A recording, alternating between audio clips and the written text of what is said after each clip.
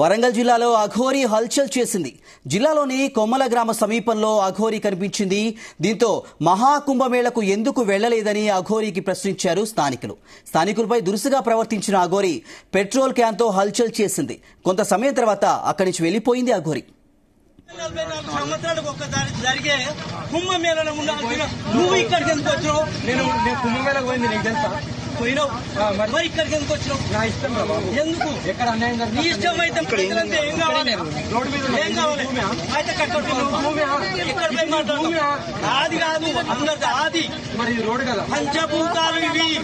పంచభూతాలు కొట్టెవరైనా తెచ్చుకుంటే మీ సుఖంతో సిద్ధంగా ఉంటాం స్వామి. కాను కొడతావా, నన్ను కొడతావా? వీళ్ళందరూ